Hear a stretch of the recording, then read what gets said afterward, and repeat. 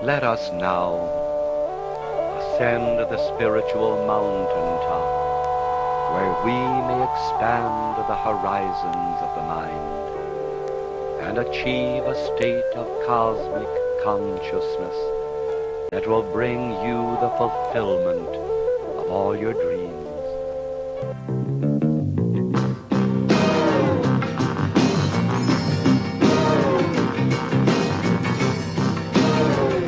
Lost treasures.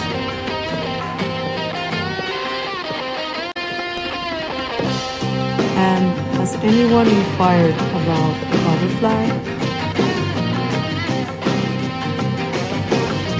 Lost treasures. Transformando la mente en la música desde el 2018. Lost treasures.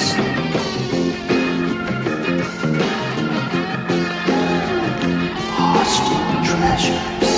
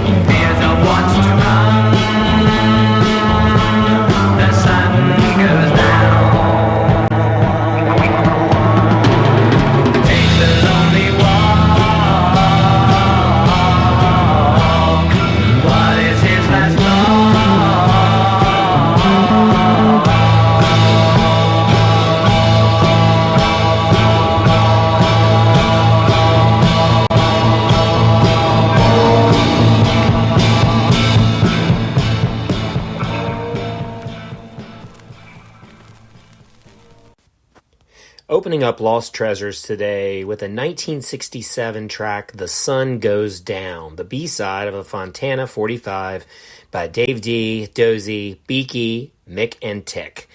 And as listeners know, this is just the type of musical gem we like to dig up on Lost Treasures. It's a song that would have remained unknown to me if it had not been for the influence of my musical mentor and friend, Rick Sutton of Columbia, South Carolina, who passed away recently. During his 20 years at Papa Jazz Record Shop in Columbia, South Carolina, Rick Sutton influenced many like-minded people. And as many of our listeners know, in those days before the internet, so many of us were influenced in the great cross-fertilization environment of record stores, a phenomenon that's had a lasting impact. My focus on Rick Sutton today involves both his role as a record master at Papa Jazz, once the finest record store in South Carolina, as well as his work as a percussionist with whom I had the privilege of performing over the years. Today on Lost Treasures, we will celebrate the musical legacy of Rick Sutton, speaking with several of his friends and musical collaborators from South Carolina, including former Papa Jazz employees Dave Kelly and Mike Cook, as well as Rick's bandmate Billy Swann of the Muffins. They will share their memories as we listen to tracks recorded by Rick Sutton with various ensembles during the 1970s, 1980s, and 1990s. Born in 1953, Rick Sutton grew up in a military family and was forced to move around quite a bit during his childhood. During his high school years in Tucson, Arizona, he started to let his hair grow out, and he formed his first rock band, playing drums, although no recordings exist from that group, 1970. And then by 1972, he found himself in Columbia, South Carolina, where he became interested in more adventurous music, including prog rock by obscure European bands and music concrete by composers like Edgar Varese and Pierre Henry. Let's listen to an excerpt of a home recording that Rick made in 1972. Using fairly primitive equipment and featuring local radio voices, he recorded, layered with musical selections from his record collection. This is what he calls Fabian Goes Far Out.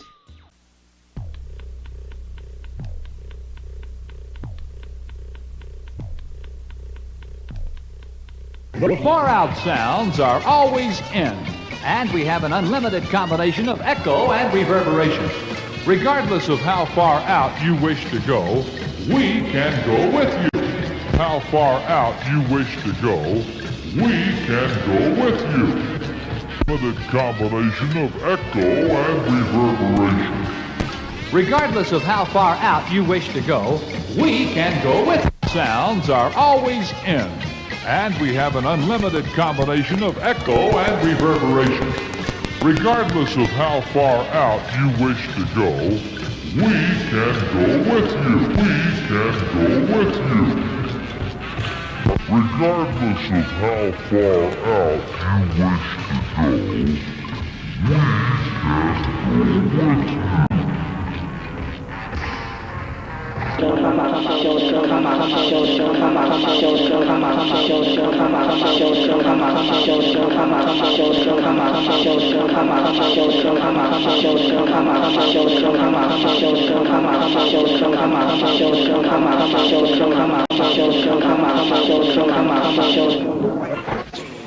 Go.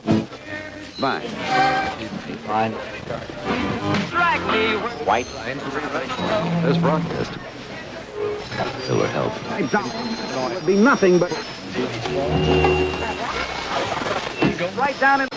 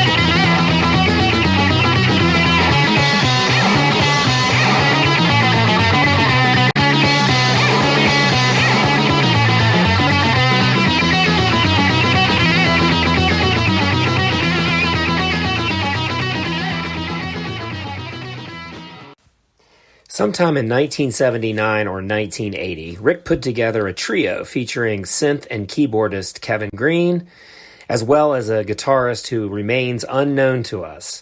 Here's a snippet of that trio performing in South Carolina sometime in early 1980.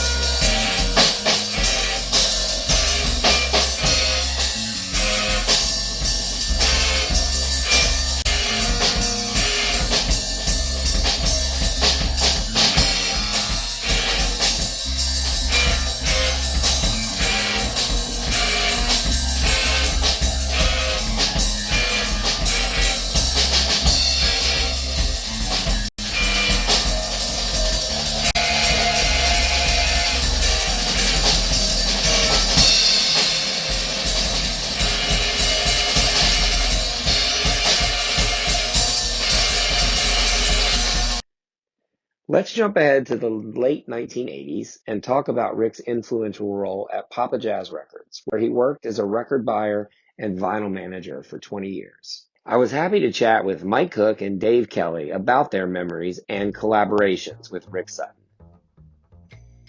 So, yes, I started working at Papa Jazz January 1989. I had been going in there every day for a year and a half, practically, after discovering it, after somebody telling me about it. Went in there and was always trying to just glean information or pick up some record that was going to be the next holy grail. I think the day that I really kind of had the revelatory, this is my home kind of experience was I went in there. It was a very cold day. This is back when I was a 19-year-old, never had 2 nickels to rub together, lived in a dorm without heat, didn't have enough to eat, et cetera, et cetera. It sounds really rough, right? I was just a white kid in college, but but I went in there and they had that propane heater going because they didn't have heat either, I don't believe. And it was the first time I ever heard the Pharoah Sanders. It was like the best of Pharoah Sanders or something, that double album. And the warmth of that record and the warmth of the that propane heater and just, a couple of scrawny hippie-looking guy standing around eating bologna sandwiches and talking about music around a propane heater while Ferris Sanders came out of those speakers. I don't know, something clicked, and I was home. So at the time when I started working there, Papa Jazz was basically 4 people. Actually, it was 5, but I didn't know one of them was a behind-the-scenes person. But it was Tim, the owner, Rick, who was, the reason we're all here today, so to speak, who a lot of people thought was Tim's brother because they both had similar hair and beards and just completely deplorable fashion sense. And then this guy named John Elder, and then this other guy was kind of a deadhead named Alex or Bubba. So, you went in there to find records and to hang out and everything, but you also went in there because it was kind of, you mentioned pre-internet, it was kind of like a bar. It was a live chat room. You had to actually go in and listen and pick up bits of information from people talking about stuff. And it was kind of like everybody had their own, or the major players, so to speak, had their own niche. So, Tim was the jazz guy, or so I thought, but he was a certain kind of jazz. And, John Elder was very into 60s rock and everything, and that was great. But Rick was the one I really kind of gravitated towards because I already had a very a good foundation in psych and prog, and I'd already through some of the big names with the prog stuff, and then sort of some obscure stuff a little bit, but I had no idea how obscure it could get at that point with the psych stuff. And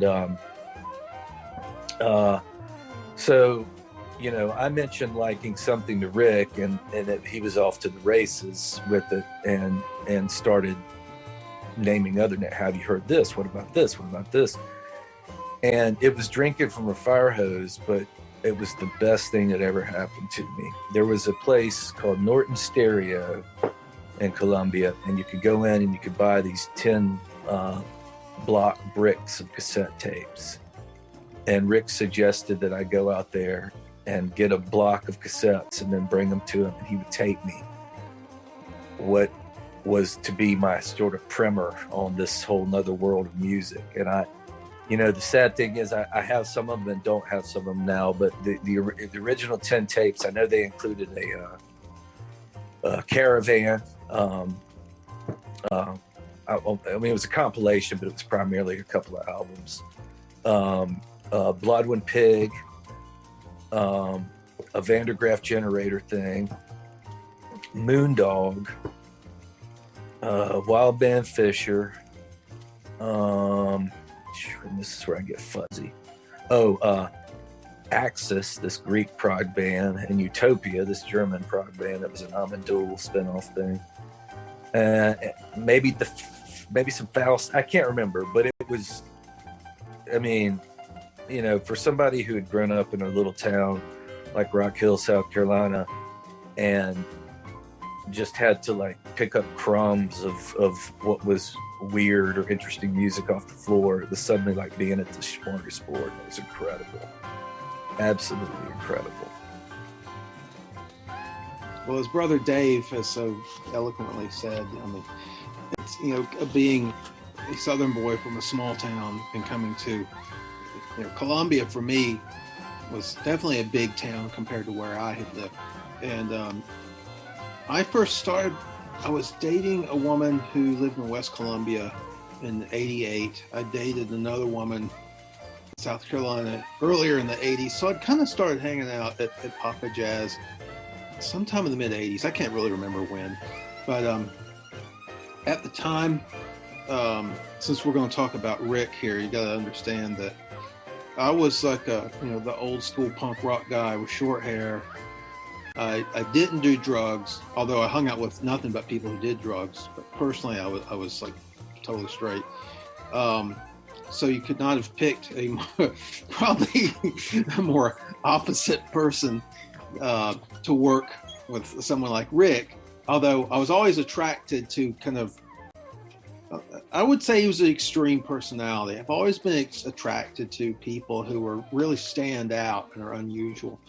So anyway, to explain, when I started working there, I was a grad student in the philosophy department at USC, which I found out later that Tim Smith had been in philosophy, to my surprise. But summer of '92, I was a former auto mechanic, and I was working at the Firestone on Gervais Street, putting myself through college, hanging out at Papa Jazz all the time. It was like I did not have a life, so that's where I hung out, and I was fascinated by the characters there. You know, David was working there. I can't remember. I know John Elder was there at the time. Obviously, Tim and Rick. I think James Wallace was there by now. So the crew had expanded, and there was a black guy who worked there, and David will remember his name, and I cannot remember his name for the life of me. But I think in '92, I want to say he left town to go to college. I think he went to Ann Arbor for some reason. This is ringing a bell for me. But I would come into Papa Jazz wearing my Firestone get-up. I was filthy, and I'd have to really go in the X-rated washroom to wash my hands before I started flipping through records. But one day, Tim, he asked me for my phone number, and he called me up and he said, "Hey, we got a vacancy," and we had a staff meeting, and I asked them who they would want to work with, and they unanimously said my name. And so I was like, wow. So okay, so I tried to work 2 jobs at once and go to grad school. So I was working at Firestone stuff, but I was so filthy coming from Firestone, and then I ended up being the record cleaning guy. There's no way I could do both things because I could not get clean enough to clean records. And Rick was the guy who trained me on cleaning records. So I quit my job at Firestone. That was actually the last of many years of mechanic jobs I had. They were done mechanic since. And so then I started working at Papa Jazz. And when I started there, I didn't know a thing about jazz. I mean, I knew who some of the people were, and heard Sun Ra work. But I didn't really listen to them. I didn't understand that kind of music. I was into the Cramps, Flat Duo Jets, Black Flag, all that old stuff. But I was really into rockabilly and garage at that time. And I had just kind of I had a run-of-the-mill collection of psychedelia, Big Brother, Iron Butterfly, that to me was psychedelia. Maybe the Nuggets. I had the Nuggets comped.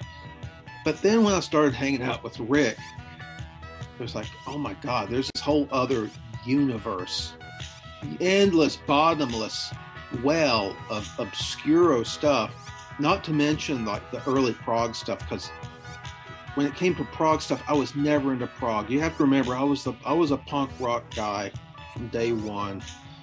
The Stones were about the most mainstream stuff I was really into. And prog fusion stuff, I couldn't stand it. But the stuff that Rick was turning me on to, and then David too, and maybe David was picking that stuff through Rick. I never really fully understood this, but like Magma, Can, Faust, all this early like proto-prog stuff. I mean, I was all over that. It's like, give me more of this stuff. But then there was also just all this super obscure, like I would call it like outsider prog, like Battered Ornaments, Paddo, all these strange bands that only had like a handful of releases and just sank like a rock. No one knows about them anymore. Rick had all that stuff, and he was always bringing it in.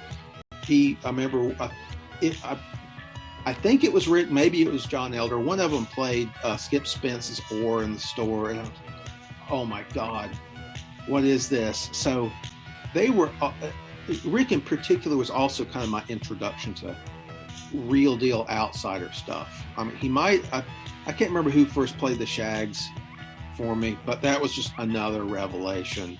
That it's just like, you meet these people in life, if you're lucky, someone like Rick that opens a door. It's like the doors to perception, and you never you can never close that door again once it's opened. And Rick was just such a huge influence on me. Although I have to say that we had a lot of personality conflicts because we were very different people. You know, I guess you can edit this out if it's not cool, but you gotta remember that every time Rick wanted to break, he came back, you know, smelling skunk. So he was like always stoned, and I wasn't. And so, but I didn't really care. But it seemed to bother him that I had, you know, I was this totally straight guy, would not participate in his stuff. I was into different music than he was, but I was open-minded to what he was about. And one time when after he trained me to clean records, and he was obsessive about cleaning records. I mean, he made me obsessive about cleaning records too. That's like the way I do record cleaning and the way I teach other people is strictly the Rick Sutton method. Yeah. I mean, we got this down to a science. He was like calling chemists in labs and stuff and asking them about, you know, alcohol interaction with, you know, polyvinyl chloride and stuff like that. Using dry compressed air, not just any air compressor. He got this stuff into a science. So people, probably the average customer had no idea of how much effort we put into making these records clean. I think even his email address was like Clean Grooves or something for a while. You know, that was just him. So Rick and I were the Sunday crew at Papa Jazz for the longest time. It was because of Blue Laws. It was Sunday 1:30 to 6. Those were our hours, and I was usually in there at about noonish or something like that. I'd start getting stuff ready, and then we'd open at 1:30, and then sometime around 2:15 to 2:30, I'd feel something wicked this way comes, and I'd go outside and I'd look up the hill up Devine Street, and I'd see that blue Ford Fairmont station wagon coming down the hill, and he would somehow careen through a couple of intersections and into a parking space without once ever touching his brakes. I don't know how he did it. He would then go in the bathroom for another 30 minutes and just make like tubercular sanatorium noises in there for a while. I don't know what he was doing, but God only knows what came out of that man's chest in that bathroom. And then he would finally wander out and come up to the front and just sort of immediately take off whatever record I was playing and put on the record he wanted to hear. But no, those Sundays were glorious because he would always bring in kind of a curated record box for me for things that I had mentioned or things that I knew I wanted to hear, or certain albums like the Euclid, I think that was one of them, album that we just had a joke about that we couldn't let go. So on those Sundays, I mean, I learned more about just crazy music than I learned. I mean, that was it. That was my grad school and university, those Sundays. And there was certainly a lot of dope smoking that went on. He would either go upstairs or around the corner or whatever. He would always also, there was a tradition that he would send me to the Hardee's around the block with these hand-drawn, which I did not keep. Another, you know, if I could give advice to anybody listening to this program, is to keep this kind of memorabilia. But he would write on the little Papa Jazz cards, he would draw a picture specifying how he wanted his Hardee's burger. It was always OTG, off the grill. But he would draw some crazy picture of like a turd on a bun with like flies flying around it and Hitler licking his lips off in the distance or something like that to put his order, and I'd go over there and get it. Sundays, that was the magic day because we could only get away with so much of our, listening to a record that was nothing but Mellotron, like the Celluloid record or something on other days of the week. But on Sundays, we had it to ourselves, and we got to get kind of crazy. And Mike mentioned something earlier I wanted to come back to about having conflict with Rick. That could happen. And one of my first interactions with Rick, before I really knew him that well, I thought I was just being clever and there was camaraderie going on. But I started doing the Yoko. I started just joking about Yoko breaking up the Beatles. And he got very, very serious for a second, very angry, and asked me in a very low and angry voice if I'd like to step into the parking lot to discuss this further. You know, to settle it with irons, as they say. He was going to clean my clock because of my Yoko statement. So that was Rick. It was a live wire, no doubt. That's great memory. And I think, to go back to Mike's comment, I think the African American guy who was there, if I remember, that's when I first heard, was James Black. How do you spell his last name? Do you remember? Neal. Yeah, I took his place when he left. My only experience with that guy, and this is a true story, Robbie was working there at that point. So Robbie must have been there when you started, because Robbie had turned me on to Kane, Blue Gorilla, the collectibles, right? And so I went in there one day. It was a really crowded day. I wasn't with Frank. I was with Harvey Lucas. I remember this. And they was sitting in the stacks. It was in the new arrivals. And I pulled it out, and I went up to the front, to the register, with just that record, because I didn't have a lot of money. I'm a freshman or sophomore in college. And James was at the counter. Rick was not there. Tim was not there. Rick was upstairs. Tim was not there. And I went up to buy it, and that guy James said to me, "Oh, wait, this should have been in my hold stack. That should have been in my hold stack." I was a paying customer. I was like, "Wait, what?" And couldn't believe it. And Robbie was like, "What's?" And Robbie was right there. And Robbie goes, "Well, hold on a second." And Robbie went upstairs to where the records where your hold stacks were, which that's a whole nother story in itself, is the pecking order for hold stacks. Yes. But Robbie went up there, and he pulled out his copy of Blue Gorilla that was a new, because Rick, you guys had ordered several copies, and he came down right in front of James and was like, "Here, man, I want to give you this." And I was like, "Oh, thank you." And that guy James was like, "Yeah, this shouldn't have wound up." That was my only experience with that guy James. It was kind of crappy. It's like, dude, you never do that to you don't do that to a customer. No. Yeah. That was uncool. So as someone who played and performed with Rick, I have to admit I was a little shocked at what Billy said about him being a solid rock drummer. The two things that, when I was in Vortex with Rick, and Vortex was this kind of loosey-goosey thing. We would just play gigs and stuff. We just showed up. We almost virtually never rehearsed. If we did, it was just a free-form thing at his house.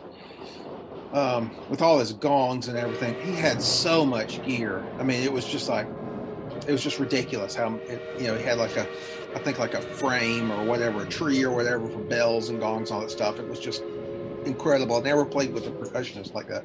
First of all, I would say, and I'm not at all denying what Billy's saying, but I think Rick's playing was very different in Vortex than it probably was in your group, Siberian Mind Blast, because I think Rick kind of bristled at the term drummer. I think he considered himself more of a percussionist, and he used to really brag to me and James, who's not here. I wish James could be in this interview. James Wallace. He could not stand people who kept a beat. He didn't like 4/4 time. He didn't want to play any. He was offended if people could dance to it. I will say that. I think I'm just about quoting his words. If people start dancing to what we're playing, I'm going to change it so they can't dance.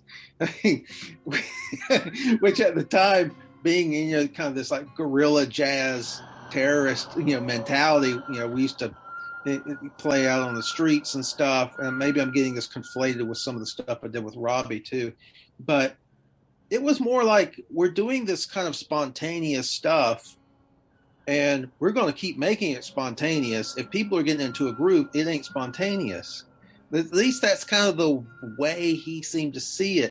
So it amazes me that I listen to the Siberian Mind Blast stuff, and it's yeah, he is absolutely a dead on it, solid rock drummer. But you take him out of that milieu, and he would, it's no, that's not what I do. That was there were different sides to him. That's just part of what's, the amazing, puzzling, fascinating person that Rick was.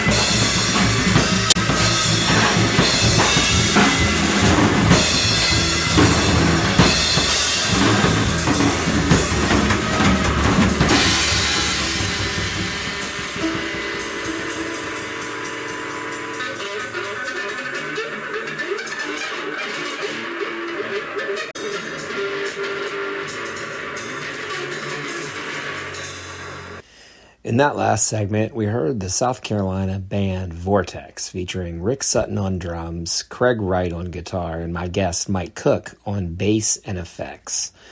That comes from a 1992 CD compilation of Columbia bands on the Closet Normal label called Please No Profanity. We are digging into the music of Rick Sutton on Lost Treasures, and during the early 1990s, he played in several free jazz and improvisational groups in Columbia, South Carolina. Let's get back to Dave Kelly's memories and hear a little bit of Rick's group, DaFellas.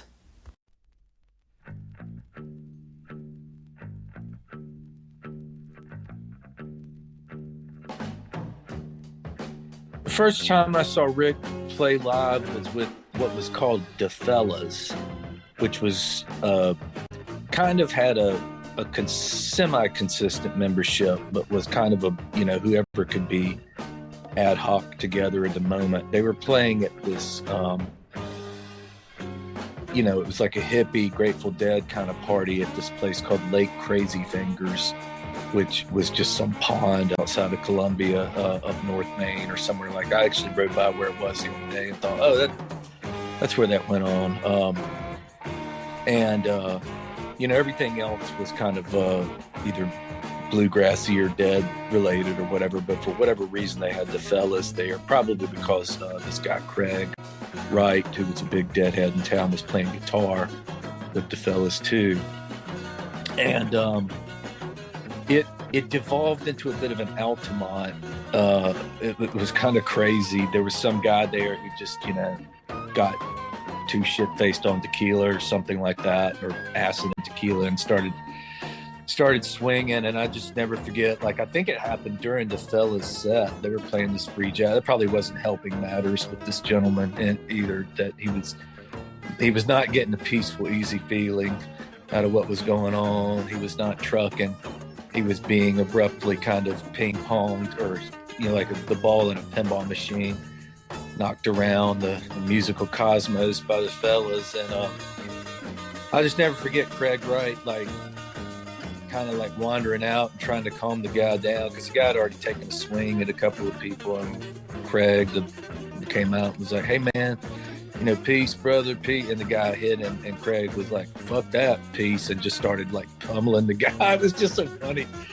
So that was the first time I saw Rick play drums. Long story short, other memorable times, I remember DaFellas played at I believe it's called the Golden Spur. It was like the university club within the Russell House at the University of South Carolina, which was a student union. And they play, and I don't have much memory. I just remember towards the very end, Rick found it necessary to jump off his drum set, do like a action commando style roll under a gong and pop up behind some timpani, which were on the entire other side of the stage, just to hit a couple of notes or whatever. It was the roll under the gong that really did it for me. Like, he could have just walked over there, but no, he had to it had to be, somebody was shooting at him in a spy movie and he had to roll under the gong. But with Rick's drumming, I was a drummer too, so I had a weird perspective on it, and I also had my own ego. Anytime I would play anything that I played on, or we would talk about drums or something, he always had to let me know that I was, full of it because I wasn't jazzy enough or whatever. And it was kind of a daunting thing at first. It certainly hurt my feelings and made me self-conscious and all that, but I eventually started to suspect that the emperor wore no clothes and that maybe he couldn't actually play that well, and because there were some other people lurking around at the time that I think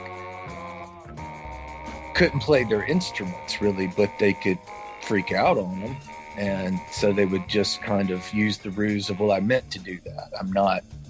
I don't, you just don't get me. I'm too avant-garde. I could play that pedestrian crap if I wanted to, but I'm not going to because I'm advanced beyond that. But I think the thing was they really didn't.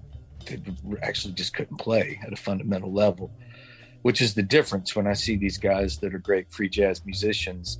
They often will actually go into something standard for a minute, as much to let you know that, yeah, they can, there's light and shade. It's not just all light or not just all shade.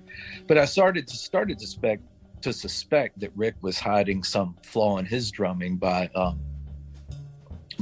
only ever playing quote unquote free, never playing a beat, never playing a groove, and constantly complaining about people who did. And he had a rival, a friend rival named Kevin Green, that he would always complain about Kevin's drumming being just too much like what was on a record. It's too much of just a recreation of that. And I started to wonder. So when I finally saw him in the context of playing straightforward rock, I was pretty impressed that he actually was doing it. And he was very on it. He's a very ahead of the beat drummer. I'm a very behind the beat drummer. So we had that difference. But I liked his drumming. And it's with Siberian Mind Blast. I thought he was great. And I actually was surprised because I was expecting him to kind of derail songs that just needed a beat, like by freaking out in the middle of them. I mean, nobody needs to, everything else in Hurricane Fighter Plane can freak out except the drums and bass. They just have to stay where they are. And I was worried he wouldn't do that, but he did. And so he showed me that he could do both in the long run. The first time you saw him with DaFellas, who was in that group? Jeff Lofton was on trumpet. The aforementioned Craig Wright was on guitar. There were other people in there, and I just honestly don't remember who. Because I want to say it was like 5 or 6 people, and I think I just named around 4. So there were some other folks, but at that time I don't remember. I think when they played at the Golden Spur and the student union at USC, that was relative. It was the same people, but maybe they had Dave Gasky on trombone as well. I believe he was a trombonist. And that's sort of the people I remember from that organization. I know there were other people that drifted in and out, but. But let's listen to a live recording by a later incarnation of DaFellas, featuring Rick Sutton on drums, Paul Rucker on bass, Jeff Lofton on trumpet, and Stan Lawless on moog and effects. This segment was recorded live in Columbia at Annie's in May of 1995.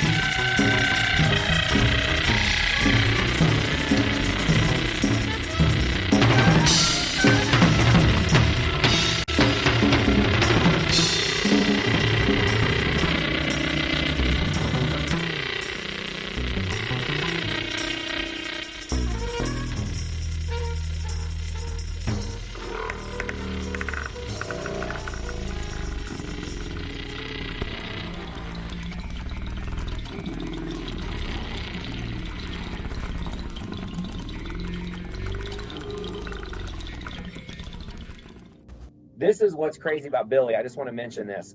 In Billy's mind, and Billy's like 72 maybe. Billy's mind is so clear. Billy was like, well, the reason I met Rick to begin with was because of this trombone player that I picked up hitchhiking. And I'm like, wait a sec, stop with the hitchhiker story, because he had done the Muffins one earlier, and their whole way they met was through two hitchhikers. So he met Dave Newhouse and Tom Scott through two separate hitchhiking incidents where they're like, we're looking for a bass player. He's like, oh, I just got a ride from a guy. Billy always picks up hitchhikers. So Billy's that's not how he met Rick. That's what he told me. That's not it. I was there. The way that Billy and Rick met, and this is just the initial meeting, so Billy's memory may have to do with something subsequent to this that really brought them together, but just the first time they laid eyes on one another, I was there because it was at a club called the Skyline Club, which is near the airport in Columbia. I had gotten crazy into the Muffins, and I was on the phone with Steve Fagenbaum of Cuneiform, and was getting something. We had a number for him, and I was ordering stuff, and he mentioned to me that, hey, well, you know, coming up here in the next 6 months, there's going to be this release of this thing they did prior to their first album. It's called Chronometers. It's really incredible, and blah blah blah. Go on to say that when I got it, I went on a rabbit hole with that thing for quite a while. It was the only thing I listened to. But somewhere in the course of the conversation, Steve mentioned that he was like, where are y'all again? And so, we're in Columbia, South Carolina. He was like, oh, that's funny, Billy lives around there. And I was like, what? He's like, yeah, Billy Swann lives in Orangeburg. Isn't that near Columbia? Yeah, it's right down the road, blah blah blah. And I get a little fuzzy here, but basically I found out through talking to Steve on one of those phone calls that Billy played in a country band called, oh man, Abilene. The Abilenes. Yep, the Abilenes. That was it. And Rick and I went. We found out they were playing at the Skyline Club. We went out there to see it and to meet the legendary Billy Swann. And we get there, and it was just like, I don't know if you've ever seen Urban Cowboy, but it's one of these humongous, you know, airplane hangar size clubs, just full of shit kickers. And Rick and I are the only two guys in there with the kind of long hair that we had. I'll put it that way. I'm sure there was some other long hairs in there, but it was a little more mullety. And I don't know why, but Rick decides to pick this environment to start acting real gay, like to start pretending like that we're a homosexual couple, which I would have found the humor in that most any other time except in this place, where I really thought we were about to get the Charlie Daniels Easy Rider, I don't know if you know that song, treatment, but like we're about to get pummeled by these rednecks. And but Rick he could just be oblivious to stuff like that, like when he told the not Two Live crew, Naughty by Nature guys, they're gonna have to wait for him to finish eating his sandwich before he priced their records when they were late for their sound check or something like that. Anyway, we spotted Billy. We went up to him and we were like, "Are you Billy Swann? You from the Muffins? Hey, you know, we're totally doing this gobsmacked fanboy thing about Billy and the Muffins." And he just like looked at us and went, "I'll talk to you later," because he was about to go on stage. But it was just the way he said it. Like it was it totally fit with him being a rock star. He went, "Yeah, I'll talk to you later," and like just walked up on stage. And that was it. That was the first time they met. Now after that, I don't know how he, you know, we must have hung around long enough to get a phone number or something like that. And from that, Rick and Billy's friendship was sown. But that was the moment. Another important musical collaborator of Rick's, who lives in South Carolina but has his roots here in the DMV, is Billy Swann of the Muffins. Some listeners may remember Billy on Lost Treasures recently for a special Muffins episode. Through a chance encounter, Billy meets Rick Sutton in Columbia, near Orangeburg, South Carolina, where Billy resides in the central area of the state. Let's hear from Billy about his recollection of meeting Rick and joining together to start the site cover band Siberian Mind Blast. Okay, when I first met Rick Sutton, let's see, I met him through a anonymous hitchhiker. I don't know the guy's name now, but somebody I picked up in my hometown of Orangeburg, South Carolina. And he somehow, I think he had a musical case, maybe. I think he played trombone, if I'm not mistaken. Anyway, we were talking about music, of course, because I told him I played in a band, and he happened to know the band. One of the bands that I was in was the Muffins, and he was a big fan of the Muffins, which was even stranger. But anyway, he told me there was a guy in Columbia, or he played with some guys in Columbia, and wanted me to introduce me to one of them, which was Rick Sutton. So I said, yeah, let's do it. So we went up there. I think I drove both of us up there. And a really nice little secluded area in Columbia, South Carolina, where Rick lived. And we spent the afternoon shooting the shit. And of course, he had a huge record collection, which we had lots of things to talk about there. So that was interesting. And then found out that he was a drummer and also played a number of odd percussion type instruments as well as drums. And so from there, we arranged to meet again to play some music. And I believe you were in on the first sessions that we did together.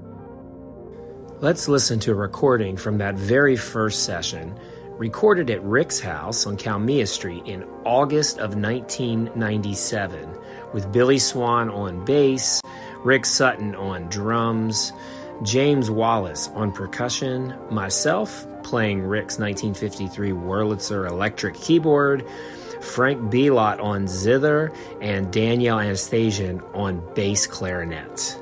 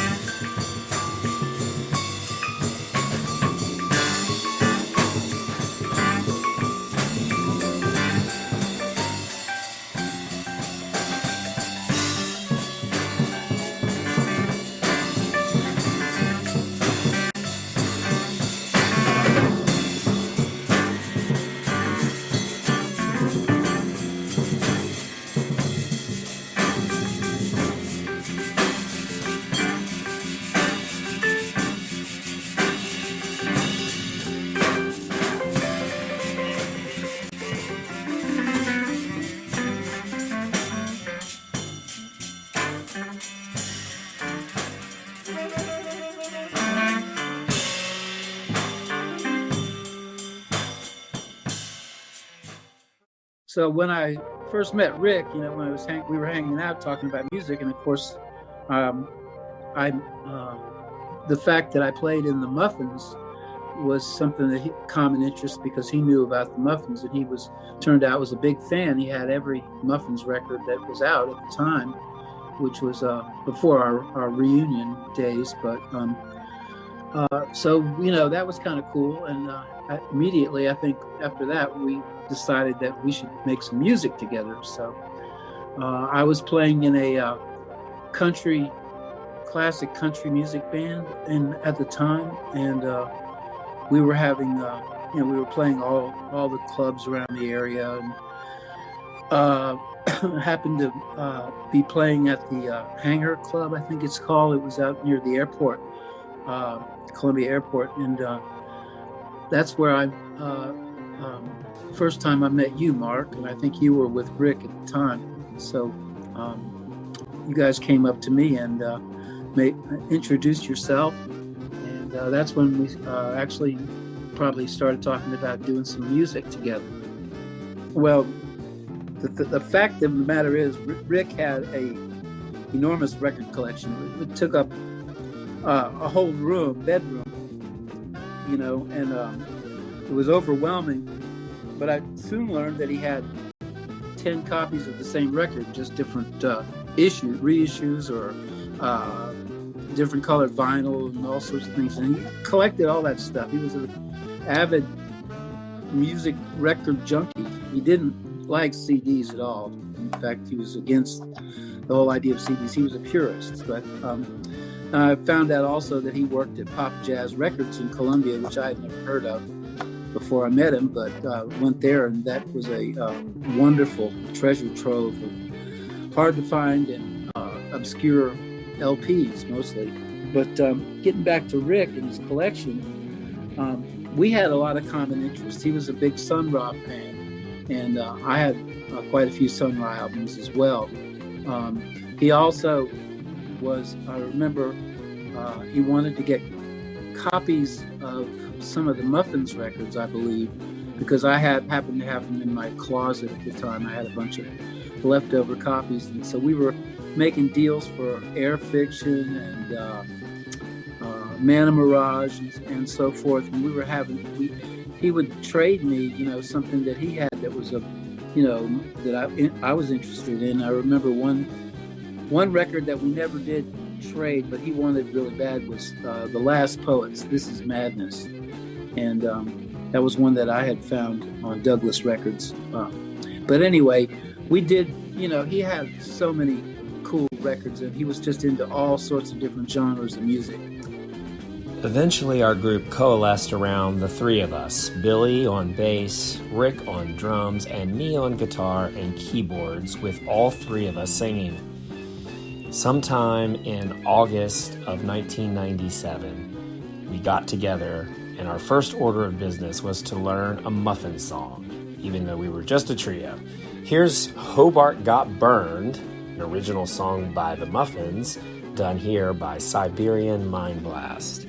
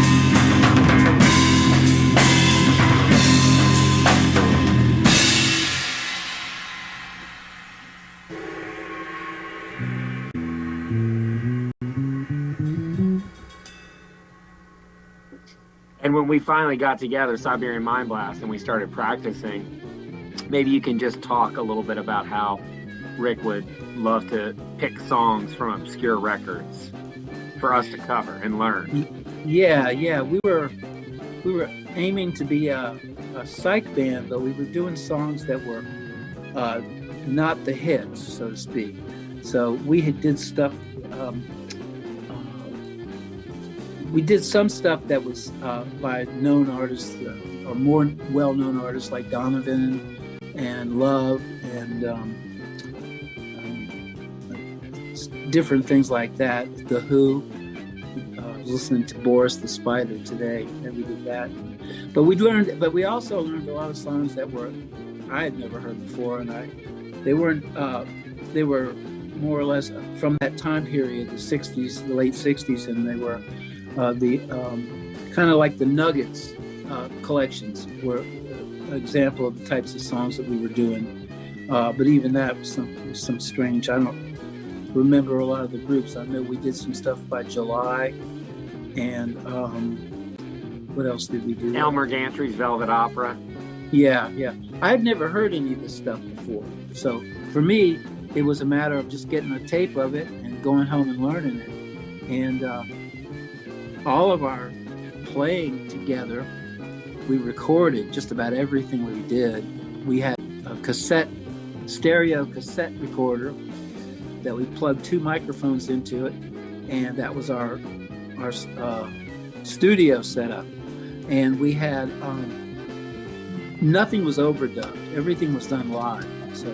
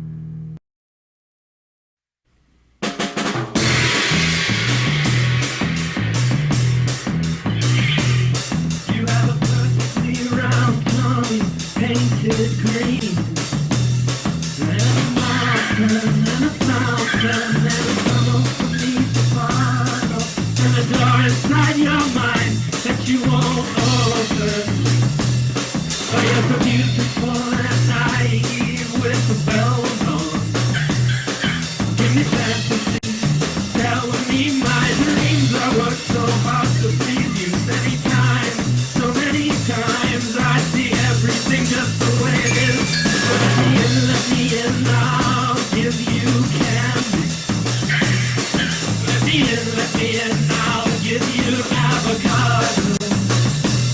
And that's much more than most people have to offer.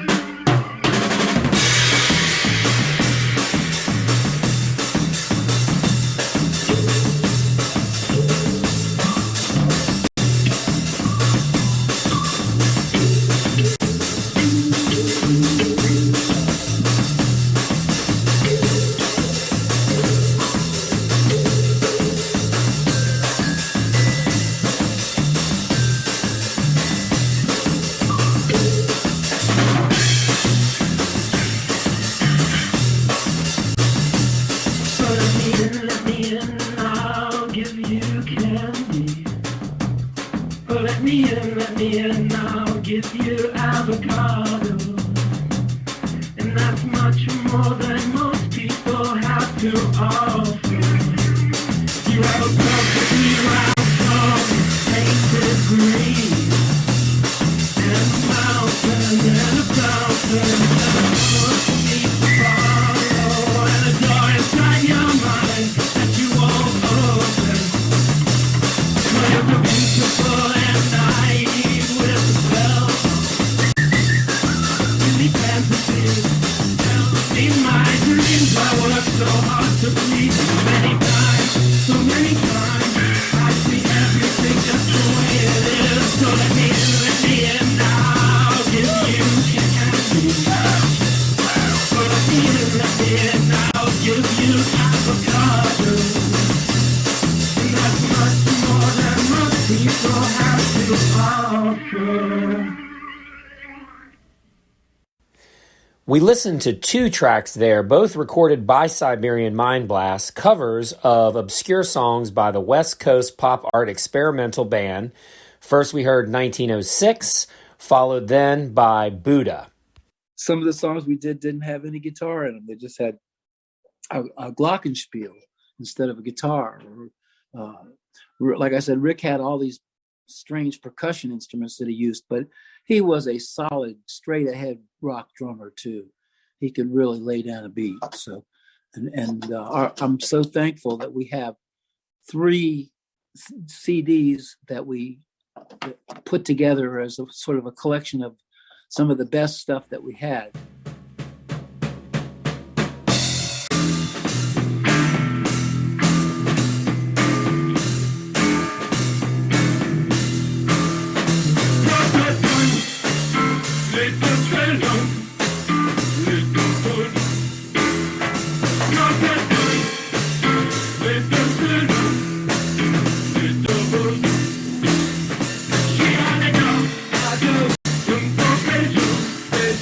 With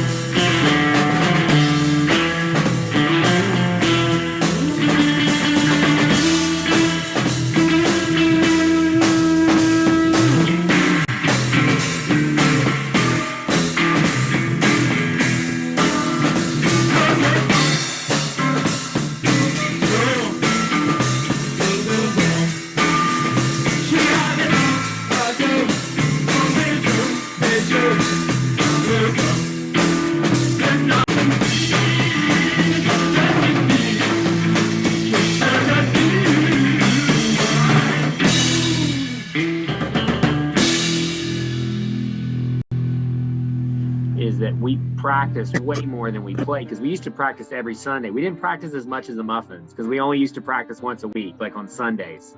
Right. We would practice. But you remember, Billy, we practiced once a week. We woodshed for about a year before we played our first gig, not as Siberian Mind Blast, but as Super Tiger. Right. We weren't sure if we were going to go over or not, so we thought we'd use a pseudonym. Yeah. And we were Super Tiger at New Brooklyn Tavern, which was our first show. You have a video of that. I have a recording, and I have the cassette. And then we did a second show at New Brooklyn under the name Siberian Mind Blast. So we played at the New Brooklyn Tavern twice, probably 4 months apart. But we also played at Beulah's, which was there. What was that? Like a oldies club? Yeah, it was an oldies club. It was like a restaurant. It was in the Vista. Yeah, so we said, well, we do a couple of 60s songs. Yeah, we played like The Kinks, Set Me Free. Yeah, Pipeline. Yeah, Pipeline, and then we would launch into Astronomy Domain and yeah. And then we played at Gallery 701 also. Yeah, right. So I think we only played 5 shows over the course of like 2.5 years, but we rehearsed like once a week, pretty regularly. And that's one of the things we're so lucky for, is Rick recorded everything. And as you know, he was meticulous about going back and listening to like 7 versions of Carcadon, because he was like, no, this drum part, he's like, that last part on that he's like, I missed the beat, so let me listen to this one. And I think he was even in his mind thinking, well, I'll take the guitar solo from this one and try it. But he never did any overdubs, like you said. There was never any overdub. Everything was live, which is amazing. Yeah, there was a good spirit in the group too. I think everybody got along. There wasn't any real fighting or anything that I remember. It seemed like we just easy going, just go in there and relax and played several hours, and then we go listen to a song and then come back and try it again. And but it was very comfortable. I just remember it being a really sort of family-like atmosphere. So when I played with Rick Sutton, it was a very familiar feeling and very comfortable feeling with the way he grooved. He had a very intuitive style of music that, and he was so learned as far as the different types of groups that we were playing. He really was a perfectionist. He took the time to work out little things, but when you go back and listen to the tapes, the CD, it's all right there. It's he was just a really suitable drummer, because we were playing all different kinds of stuff. We were playing some stuff where he was doing Keith Moon rolls, and then we were doing stuff where it was really light and just cymbals and stuff. He had that touch, but more than that, he had a spirit that was nothing could stop us. He was our best cheerleader as far as that, keeping everything going. I think he put everything into it for a couple of years there when we were playing, and it was just very magical. We had the opportunity to play out a few times, and the crowds always seemed to enjoy the songs. So I hated that it had to break up, but it was good while it lasted. The path been shooting cold, I told you so. It's not the way it goes, I grow.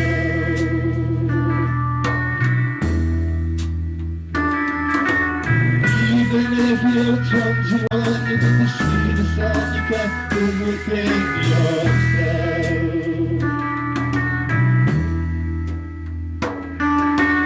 On the station, in the snow, the streets you roll, and they're both made of your dreams. See, concrete clouds roll by, flash rolling by. Please will see what you're gonna do then.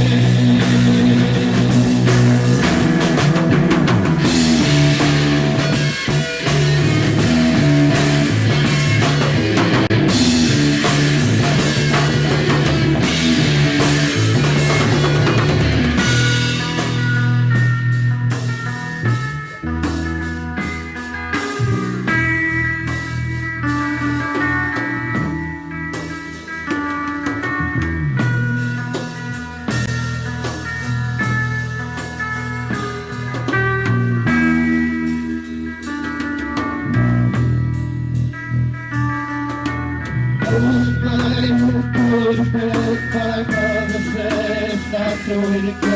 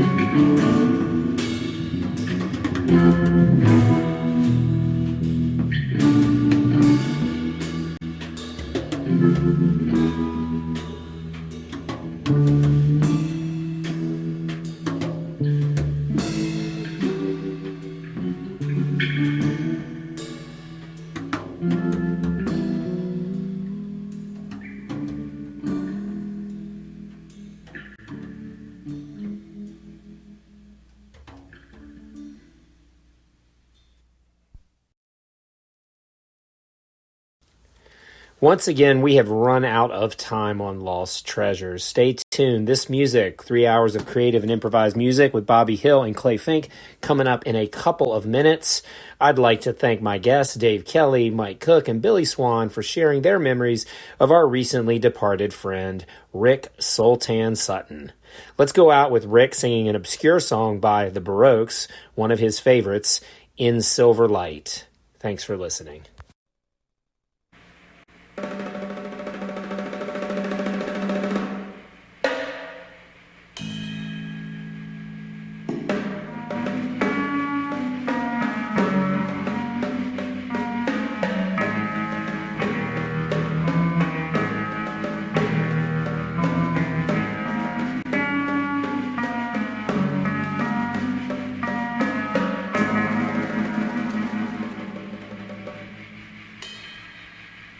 Eyes coated with